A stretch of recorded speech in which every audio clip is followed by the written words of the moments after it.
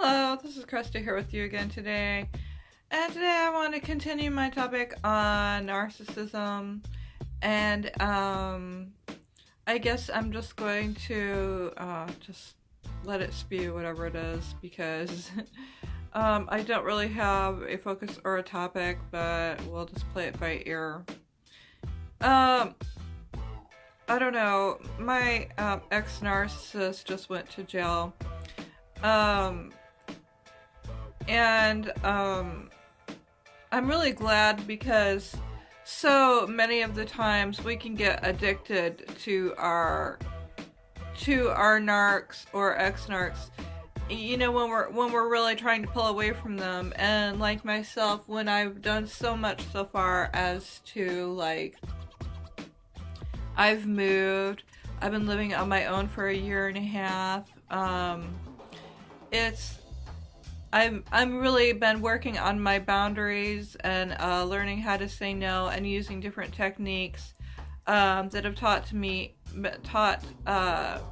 through a lot of educational videos on YouTube and through some counselors and stuff that are educated about narcissism. And I want to say one thing. When you begin to seek some counseling, which you really should, for another thing of support that you really need to help get you through this, because you can't do it by yourself. You can't. You need knowledge and and guidance and things like that. Something here I want to state is that it is so important to find the right therapist. Or a counselor or a support group. A lot of times you can find in your area like a domestic violence group that gets together. Even if you don't think that it's very bad, like maybe you weren't physically hit, but you were more like emotionally beaten down or whatever, still, it's all the same. So, what I want to say is when you're trying to find a therapist, you're going to have to find one that has really had a lot of education about narcissism and cluster B's, personality disorders. Because if you don't, it's just going to be like they're not really going to understand what you're talking about. If they don't have any education on it. Narcissist personality disorder, cluster B, is it's really complicated. And the education and understanding that you're going to get is going to take a lot of time learning it because it is very complicated. And the healing process and recovery, it's complicated because it just cannot be done overnight, It's a process. And I think especially the longer, like the older that you get or the longer that you've dealt with it and with past relationships coming up from your childhood and when you've actually dealt with it in childhood, and no matter if it was covertly done, like more secretively, more sneakily done, or if it was more overt and outrightly done, it doesn't matter. It's still the same. And when you start learning about it, and getting away from this type of person, you are not going to, she's very playful this morning, by the way, Miss Daisy.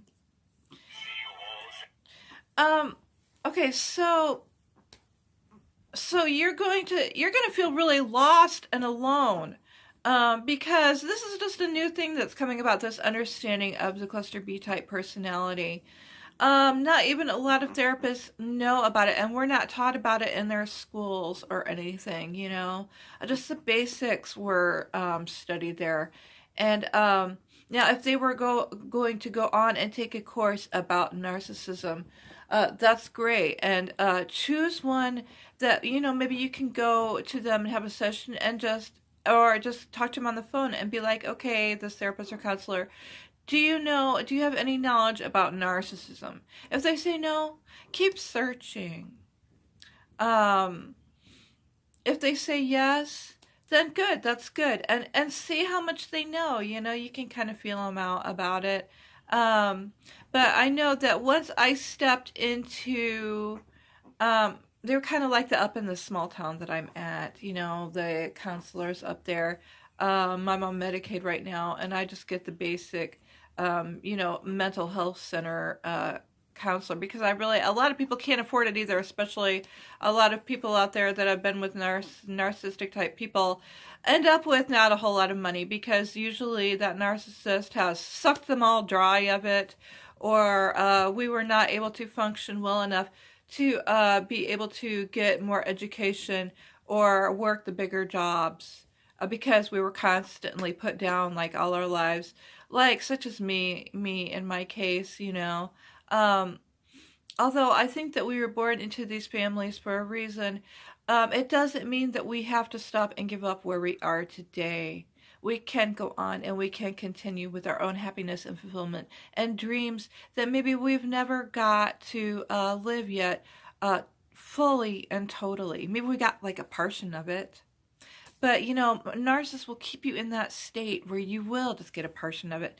And that's all. So, sad but true.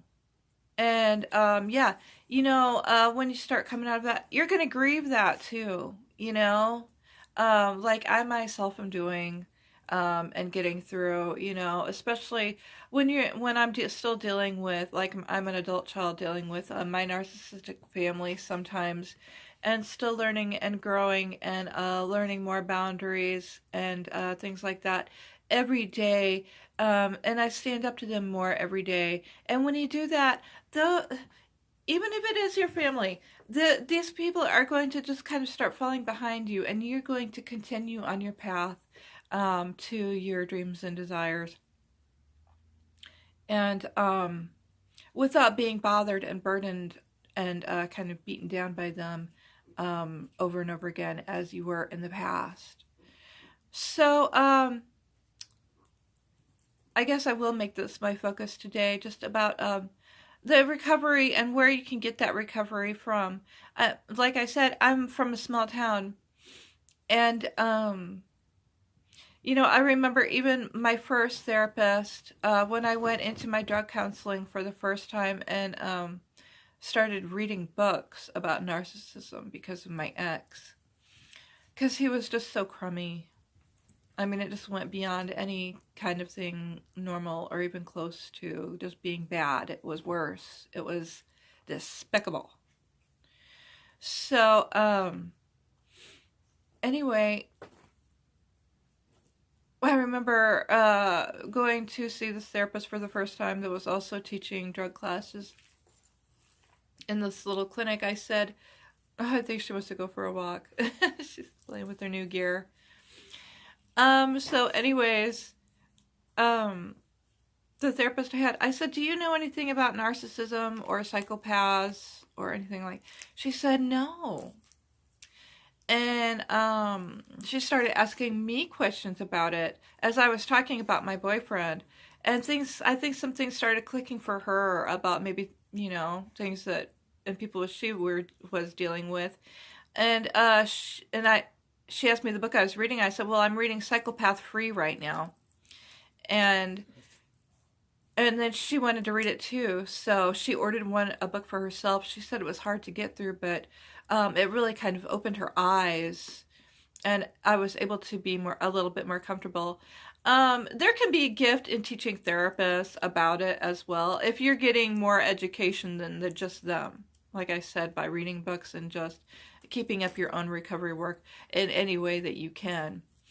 But I left that therapist because I was still searching I really wanted someone to talk to, because I was so isolated from my narcissistic family and, the people around that I used to hang around with, they were also that way, and I didn't have anybody to talk to about it. So, anyway, I finally did find, like I said, the domestic violence abuse program called Elijah Haven up here. And I called them. I had went to one in the past, like back in my 20s for a while. And I remember back then I used to ask, where's the good guy bar? And they started talking about gaslighting and different things. And I didn't quite understand it back then. I probably wasn't ready. Um, but I did kind of get this an understanding that just kind of, passing by a moment in my life. But obviously, you have to be ready. You have to be at that point to get that help as well. And I had a lot more learning to do. And as my heart kept getting crushed in these horrible, despicable relationships, I finally came back to it in the end. And I sat down in that group and I said, holy cow, it's just one mess after another. Do you guys know about narcissism? They said, well, that's what we're here to teach you about. Because people that are going to abuse you emotionally, spiritually, mentally, or physically, it doesn't matter. It's abuse all the same. And so, well, we started having some great talks because of all the knowledge that I've had so far, and the women that would show up there, and we would share. And it's just so amazing and powerful to go in there and sit and make friends with people that have been through it and that are there with you. That support is just, it's really needed. It's like a glass of water in a desert. It really is, with other supportive, loving people. And so I really have to say that, hopefully you can find something to join where they do have knowledge so you are not alone. And I just want to end this with, I love you all. I really do. And you're going to be in a happier place when you start getting that support, because you can really start that recovery and understand that it wasn't you. I have to say that in my I was having a lot of depression at one point. I was on Prozac for a number of years with the second to last site cluster B disordered male that I was with. And, again, that relationship was so bad. There was a lot of sexual abuse in that one, and very violent physically. So,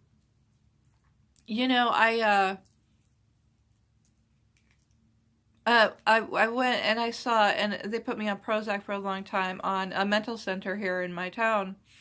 And I think that helped me get through it until I could escape and go find another job finally, and, leave. Just leave that all behind, the stripping and everything, and that kind of a lifestyle. I still had problems with drugs after that a little bit, but, I really had to escape that. That's what you kind of have to do. So, of course, that man went on to find another woman just instantly like that. He played with other women all the way through our relationship as well. Something that they do. So, anyways, the mental health clinic, I finally got to the point where I got off of those as well. And started taking some natural things instead, because I couldn't really feel my feels, and I was ready to get off that and start really truly recovering, where I wasn't in such a horribly sad place anymore. Okay, so, but then, this one, when I went back to them a while ago, they tried to diagnose me with BPD, which is another cluster B personality disorder, because I was talking about a few times. They asked me if I had ever cut myself, which a lot of borderlines will do, and their major ups and down mood swings and stuff. And I researched a lot about that, and I didn't really feel like I was so severe in a lot of those symptoms. The only thing that they knew that I had suffered some depression, and they diagnosed me with PTSD. of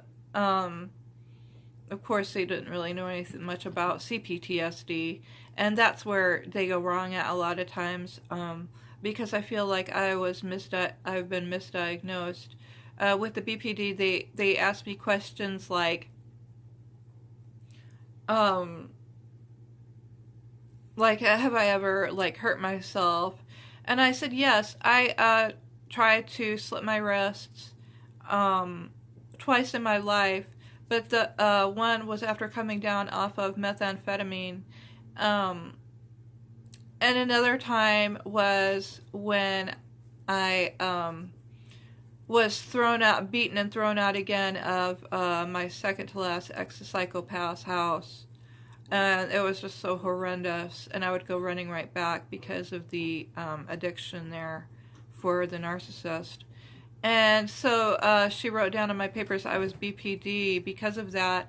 But actually, I was listening to the Family Tree live coach on YouTube this morning, and he is such a great guy. I forget his name, Mark something or other, but he started talking again about how people can get misdiagnosed with something like that, but it's actually symptoms of CPTSD, where we can harm ourselves after major abuse and different things like that.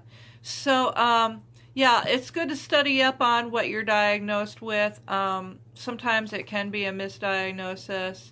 It's good to know your stuff. Just learn and educate yourself as much as you can, because you don't have to sit there and feel helpless and alone anymore. You can get help. Reach out and get it. So, thank you for watching today. Have a beautiful one.